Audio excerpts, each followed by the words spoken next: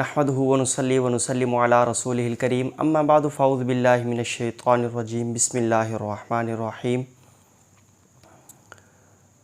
آج ہم دوسرے پارے کے حوالے سے اللہ رب العزت نے دوسرے پارے میں کیا بیان فرمایا ہے، کیا چیزیں ہیں، اس کے مین اہم پوائنٹ کون سے ہیں، ہم اس کے اوپر کچھ گفتگو کرنے والے ہیں۔ سب سے پہلے دوسرے پارے کے شروع میں اللہ رب العزت نے مسلمانوں کے قبلہ کی تبدیلی کے حوالے سے ارشاد فرمایا ہے۔ یعنی مسلمانوں کا قبلہ پہلے چونکہ بیت المقدس تھا، مسجد اقصیٰ کی طرف جو ہے وہ مسلمان منہ کر کے نماز پڑھا کرتے تھے۔ اس کے بعد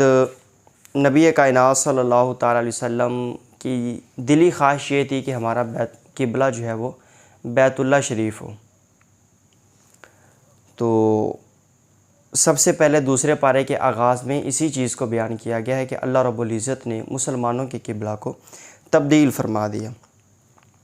اب جب نبی کائنات صلی اللہ تعالی وسلم نے مکہ المکرمہ سے مدینہ شریف کی طرف ہجرت فرمائی تو ایک عرصہ ایسا رہا ہے کہ مدینہ شریف میں آنے کے بعد بھی نبی کائنات صلی اللہ علیہ وسلم بیت المقدس کی طرف منہ کر کے نماز ادا کرتے رہیں۔ اس کے بعد جو ہے وہ نبی علیہ السلام کی دلی خواہش بھی یہی تھی، تو اللہ رب العزت نے قبلہ تبدیل فرما دیا۔ اب تقریباً 16 یا 17 ماہ ایسے ہیں جو نبی علیہ السلام نے مدینہ شریف ہجرت فرمائی، اس کے باوجود بھی نبی علیہ السلام بیت المقدس کی طرف منہ کر کے نماز ادا کرتے رہے۔ اس کے بعد جو ہے وہ قبلہ شریف تبدیل ہو گیا۔ ایک دن ظہر کی نماز کے دوران نبی کائنات صلی اللہ علیہ وسلم کی خواہش پر اللہ رب العزت نے یہ قبلہ تبدیل فرمایا، پھر اس کی حکمت بھی بیان فرمائی۔ قد نرى تقلب وجهك في السماء فلنولینک قبلۃ ترضاها۔ اللہ رب العزت ارشاد فرماتا ہے، اے پیارے رسول صلی اللہ تعالیٰ علیہ وسلم، جس قبلہ پر آپ تھے ہم نے اس کو قبلہ اس لیے بنایا تھا کہ تاکہ ہم ظاہر کر دیں کہ کون، یعنی یہاں پر جو آگے بات ہو رہی ہے وہ غیر مشروع طور پر ہے۔ اللہ رسول جو بھی حکم دیں انسان آنکھیں بند کر کے اس کے اوپر عمل پیرا ہو جانا چاہیے۔ کون رسول کی پیروی کرتا ہے اور اس کو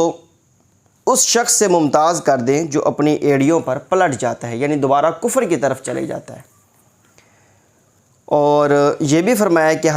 کہ بے شک ہم بارہا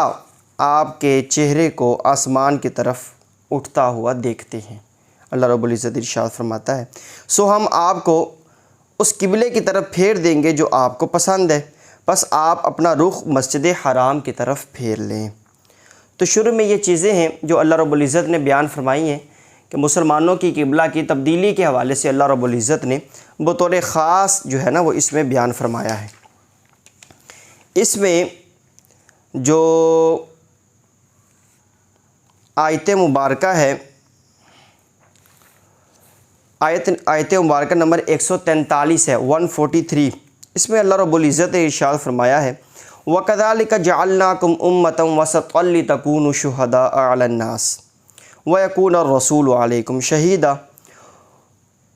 ترجمہ کنز العرفان، اور اسی طرح ہم نے تمہیں بہترین امت بنایا تاکہ تم لوگوں پر گواہ بنو اور یہ رسول تمہارے نگہبان اور گواہ ہوں۔ اور اے حبیب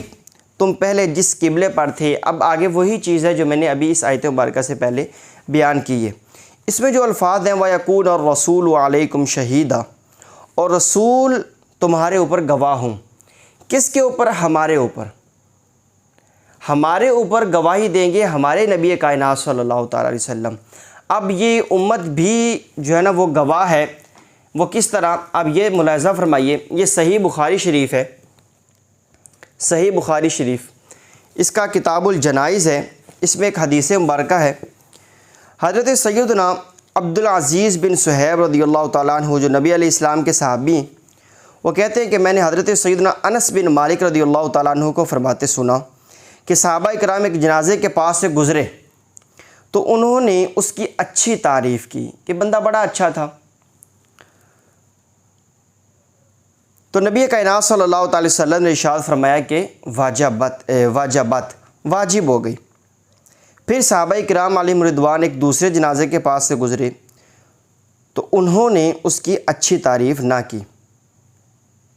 ٹھیک ہے. حدیث مبارکہ کے جو الفاظ ہیں وہ یہ ہیں ثم مروا باخرى فاثنوا علیہا شرا،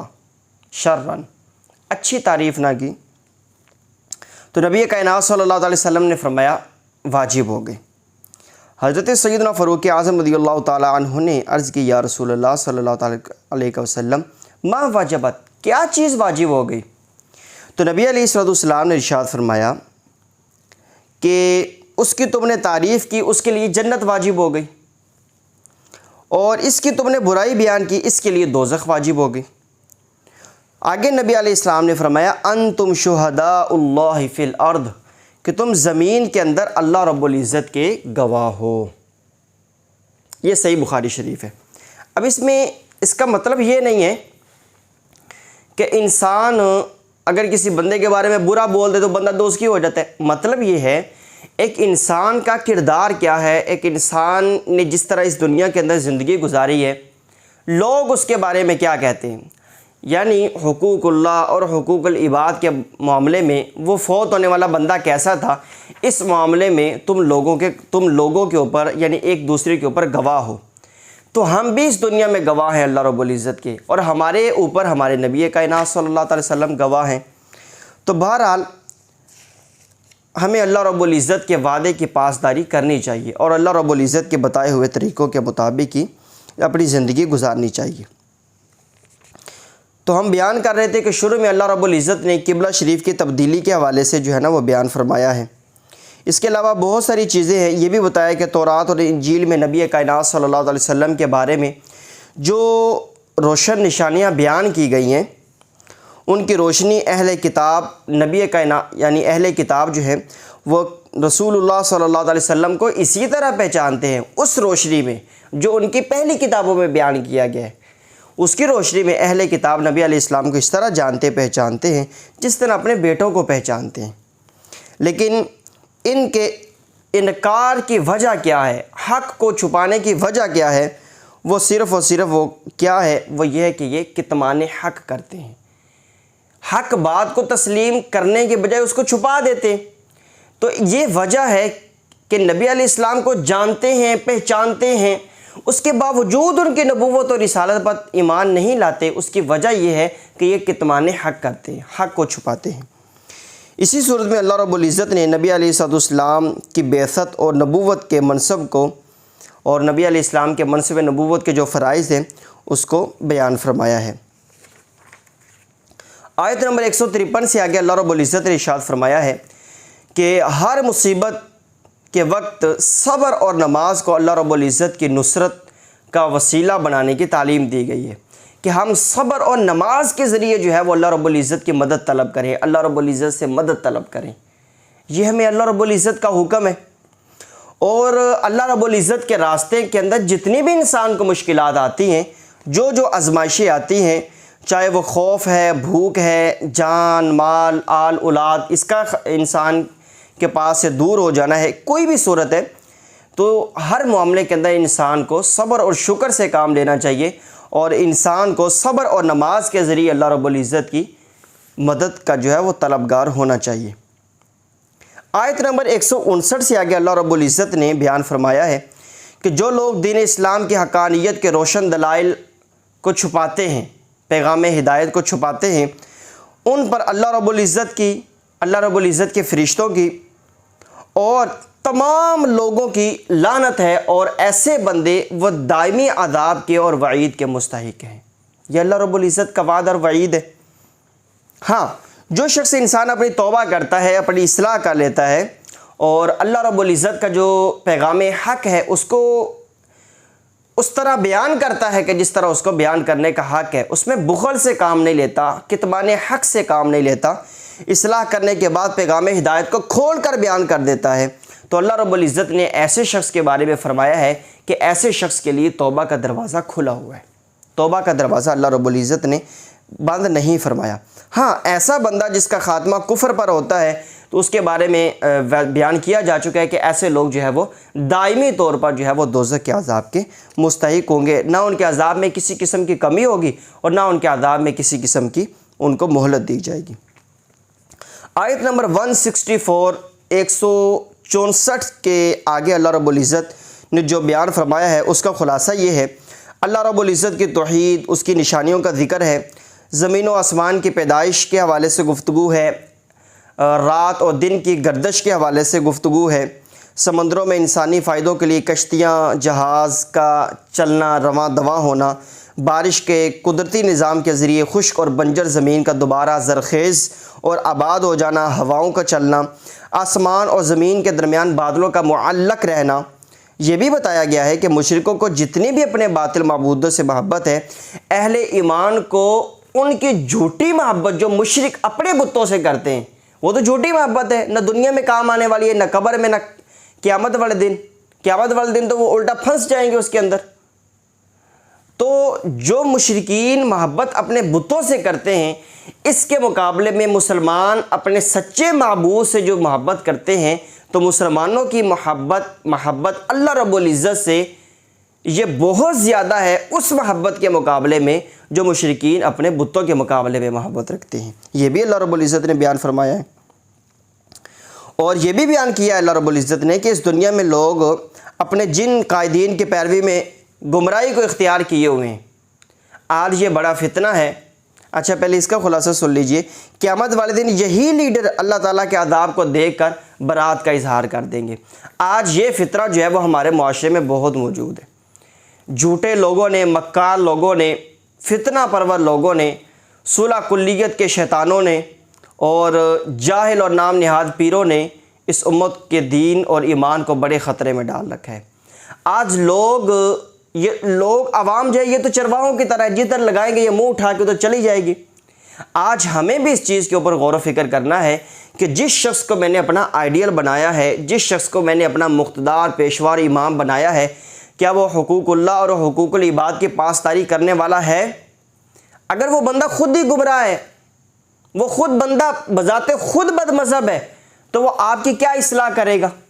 آپ کی تو وہ اصلاح نہیں کر سکتے، کبھی بھی نہیں کر سکتے، اس وجہ سے کہ جس انسان کا اپنا کوئی دین ایمان نہیں ہے، یا جو انسان جو ہے وہ بذات خود صراط مستقیم پر نہیں ہے، تو ایسا بندہ جو ہے وہ آپ کی کیا رہنمائی کرے گا؟ ایسا انسان جو ہے وہ آپ کی کیا دین حق کی طرف جو ہے وہ رہنمائی کرتے ہوئے ترجمانی کرے گا؟ تو یہ چیزیں ہیں جس کے اوپر جو ہے نا وہ ہمیں آج بھی یہ غور و فکر کرنے کی ضرورت ہے۔ قیامت والے دن تو پھر حسرت ہی حسرت رہ جائے گی، اور اگر ایسے لوگوں کے پیچھے اگر ہم چلتے رہے کہ جن کو نہ اپنے دین ایمان کی فکر ہے، نہ امت کے دین ایمان کی فکر ہے، تو پھر ہم اس فیصلہ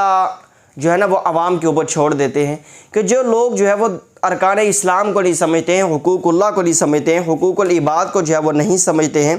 ایسے لوگ جو ہے وہ ہمیں کل قیامت والے دن ہمارے لیے بخشش اور نجات کا ذریعہ کیسے بنیں گے؟ وہ تو خود ادھر پھنسے ہوں گے۔ پھر وہ قیامت والے دن جو ہے وہ براءت کا اظہار کر دیں گے کہ ہمارا ایسے لوگوں سے کوئی تعلق ہی نہیں ہے، کہ ہم نے ان کو تھوڑا کہا تھا کہ ہماری عبادت کرو، ہم نے ان کو تھوڑا کہا تھا ہماری پیروی کرو، وہ تو خود گمراہ تھے۔ تو آج ہمیں بھی اس چیز کے اوپر اچھی طرح دیکھنے اور سمجھنے کی ضرورت ہے۔ آیت نمبر 172 سے آگے اللہ رب العزت ارشاد فرماتا ہے، اس میں اللہ رب العزت نے اپنی ان نعمتوں کا ذکر کیا ہے جو اللہ رب العزت نے ہمیں عطا فرمائی ہیں، کہ ان پاک نعمتوں کو کھاؤ، اس کا شکر ادا کرو۔ 4 چیزیں جو ہے وہ قطعی اور یقینی طور پر حرام ہیں، جو کبھی بھی حلال نہیں ہو سکتی ہیں۔ ایک مردار ہے، یعنی وہ مردار جو طبعی موت مر جاتا ہے۔ دوسرا جو ہے وہ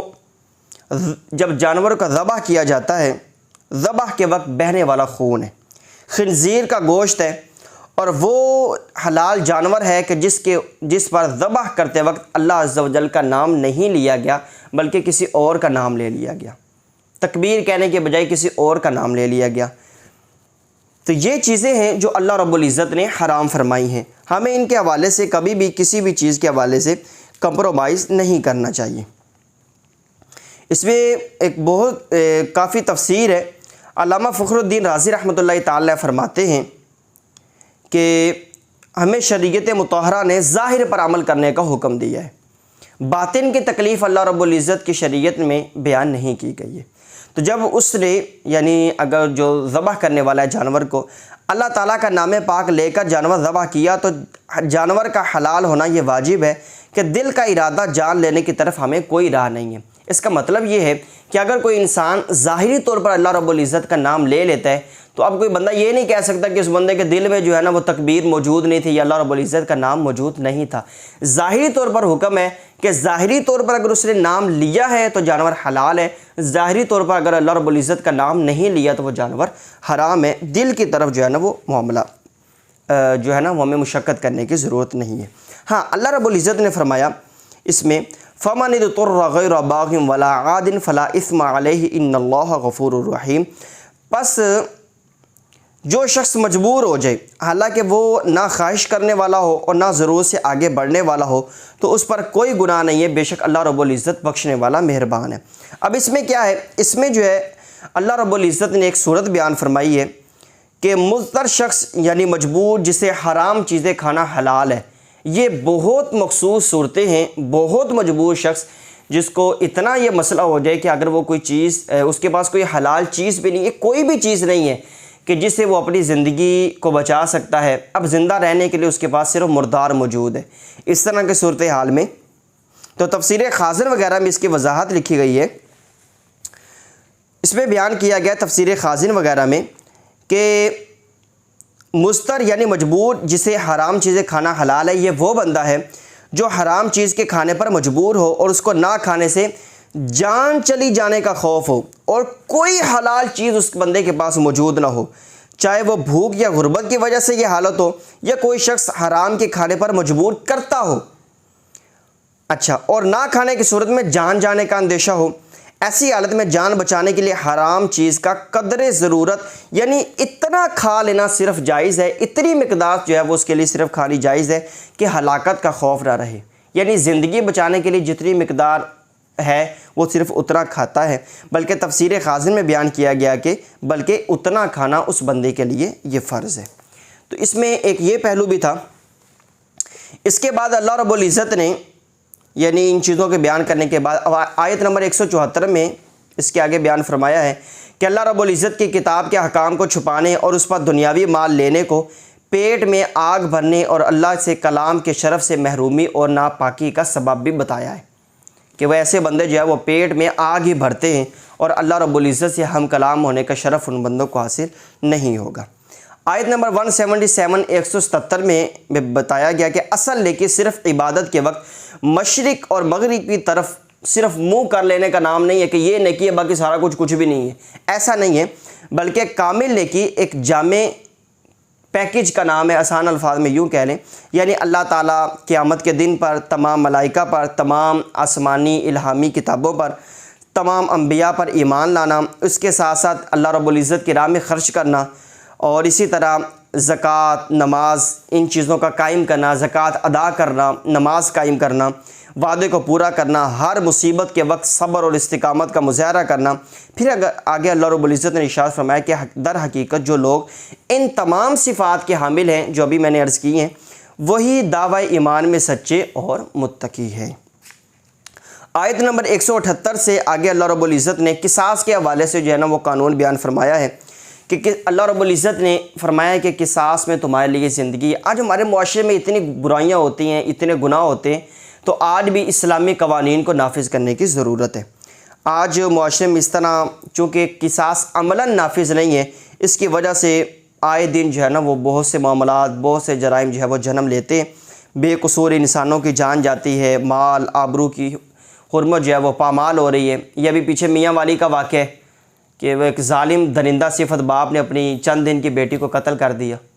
یہ قصور میں اس طرح کے واقعات ہوئے تھے، یہ پچھلے دنوں اسلام آباد کی طرف جو ہے نا وہ واقعہ ہوا ہے۔ تو اس طرح کے معاملات اسی صورت میں ہوتے ہیں کہ جب اسلامی قوانین کی پاسداری کرنے کی بجائے اور اسلامی قوانین کو نافذ کرنے کی بجائے جب ہم اسلام کے قوانین کو پیٹھ پیچھے پھینک دیتے ہیں۔ اللہ رب العزت ہمیں ایسے حکمران عطا فرمائے جو اسلامی نظام کو نافذ کر سکیں۔ آیت نمبر 183 سے آگے اللہ رب العزت نے قرآن مجید کے نزول کے حوالے سے اور رمضان کے روزوں کی فرضیت کے حوالے سے بیان فرمایا ہے۔ ابھی بھی ماشاءاللہ الحمدللہ رمضان کے روزے اللہ رب العزت ہمیں صحیح معنوں میں اس کی قدر کرنے کی توفیق عطا فرمائے۔ آگے کچھ مزید احکام ہے کہ بیماری یا سفر کی حالت میں عارضی طور پر روزوں کے چھوڑنے کی اللہ رب العزت نے رخصت دی ہے، جن کے بعد میں قضائی انسان کو دینی ہوتی ہے۔ اور یہ بھی بات بیان کی گئی ہے کہ جو شخص انتہائی ضعیف العمری یا شدید بیماری کی وجہ سے روزہ رکھنے کی طاقت نہیں رکھتا تو اسے فی روزہ ایک مسکین کا 2 وقت کا کھانا بطور فدیہ کے ادا کرنا پڑے گا، ٹھیک ہے۔ رمضان کی راتوں میں غروب آفتاب سے صبح صادق تک روزوں کی جو پہلے پابندیاں موجود تھیں وہ اس امت سے اب اٹھا دی گئی ہیں۔ یعنی پہلے یہ شریعت اس دین اسلام کے اندر بھی حکم موجود تھا، لیکن وہ تمام پابندیاں جو ہیں وہ اللہ رب العزت نے بعد میں اٹھا دی ہیں۔ اعتکاف کے حوالے سے بھی اللہ رب العزت نے اجمالی طور پر اشارہ فرمایا ہے اور یہ بھی بیان فرمایا ہے کہ قمری نظام آسمان یسألونک عن الاہلہ قرآن مجید میں ہے نا، تو یہ جو چاند کا نظام ہے، آسمانی نظام ہے، اس کا ایک فائدہ روزے اور حج کی عبادت کا تعین بھی ہے، وقت کی تعین ہو جاتی ہے۔ آیت نمبر 194 سے آگے اللہ رب العزت نے بیان فرمایا کہ 4 مہینوں کی جو ہے نا وہ حرمت کا اللہ رب العزت نے اس میں بیان فرمایا ہے۔ اب وہ 4 مہینے کون سے ہیں اور اللہ رب العزت نے اس میں کون کون سی حرمت کے حوالے سے اللہ رب العزت نے ہمیں جو ہے وہ حکم ارشاد فرمایا ہے، یا کون کون سے احکام ہیں جو اس مہینوں کے متعلق جو ہے وہ اللہ رب العزت نے ارشاد فرمائے ہیں، مفسرین نے اس کی مختلف تعویلات بھی کی ہیں اور مفسرین نے اس کے حوالے سے مختلف احکامات بھی جو ہے وہ انہوں نے ہماری رہنمائی کے لیے بیان فرمائے ہیں۔ تو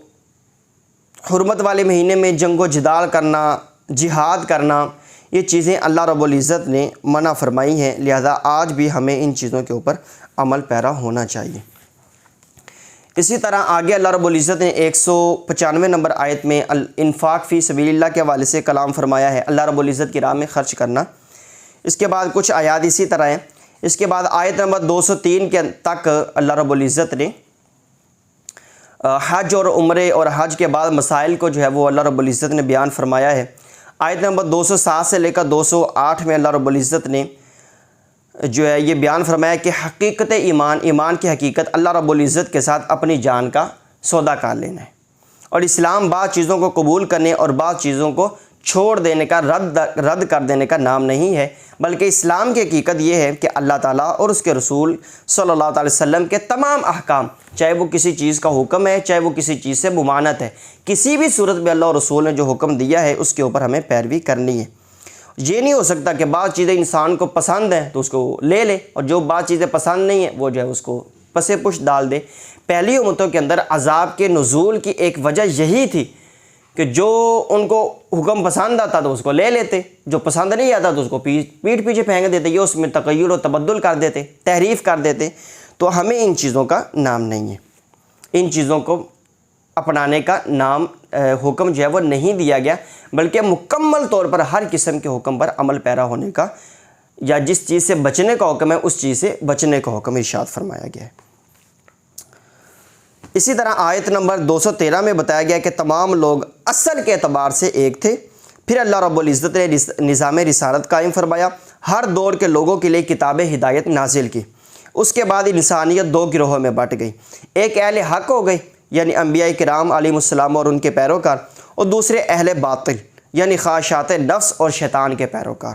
آیت نمبر 214 کے اندر بتایا گیا کہ جنتی ہونے کے لیے، جنت کا حقدار ہونے کے لیے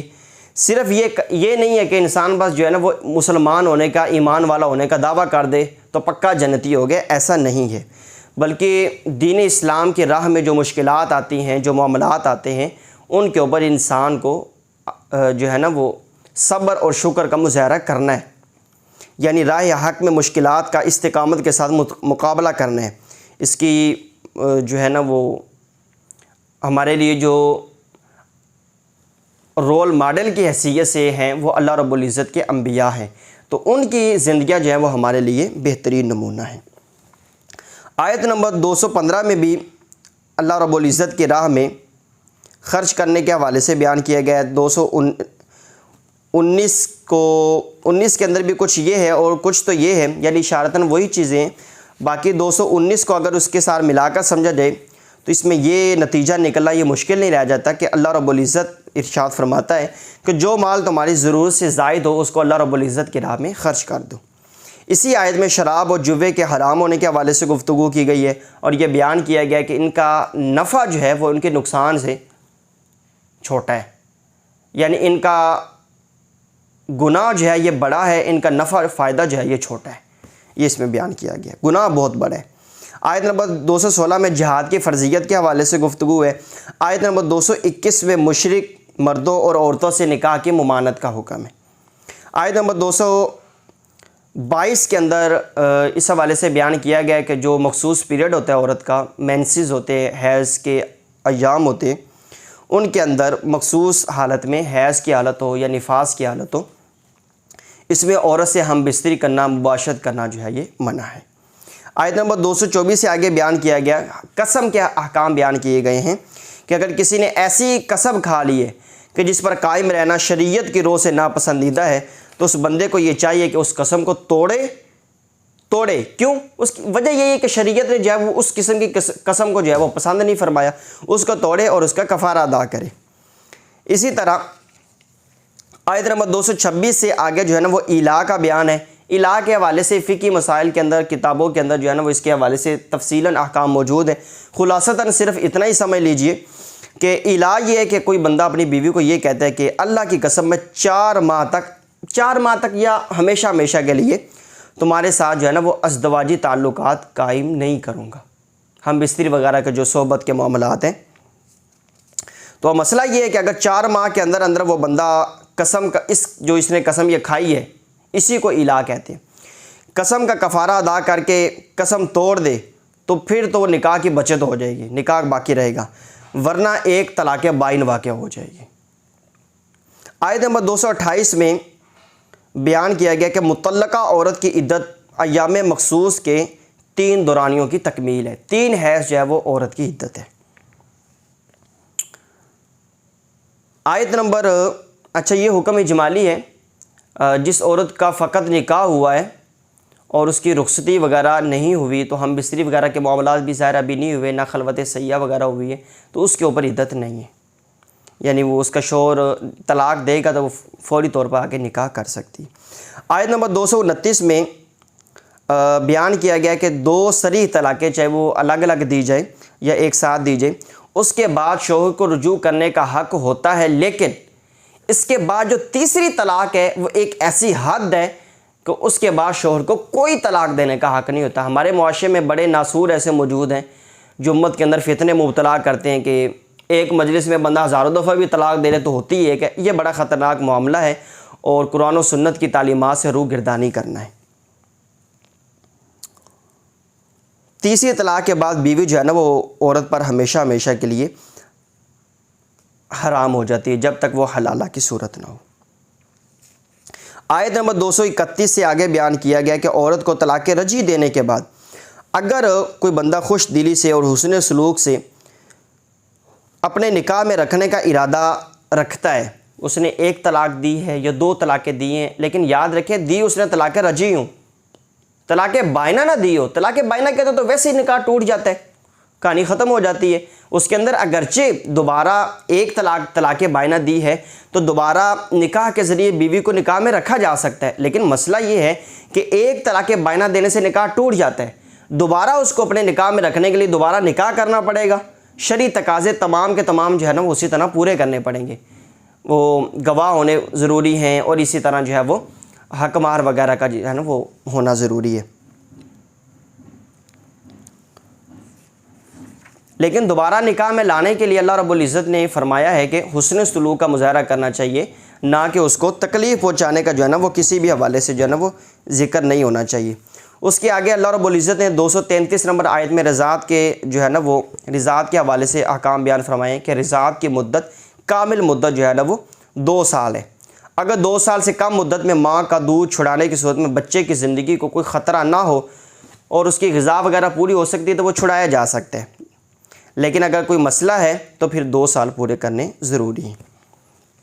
235 نمبر آیت میں شوہر کی وفات کی صورت میں بیوہ عورت کی جو ہے نا وہ عدت بیان کی گئی ہے، بیوہ عورت کی، کہ اس کی عدت جو ہے نا وہ 4 ماہ اور 10 دن ہے۔ عدت جب گزر جائے گی پھر وہ مطلب اپنے نکاح میں با اختیار ہے، اپنے مستقبل کا فیصلہ کرنے میں جو ہے نا وہ با اختیار ہے عورت۔ عدت کے زمانے میں عورت کو صراحتاً نکاح کا پیغام دینا یہ حرام ہے، اور عدت کے ایام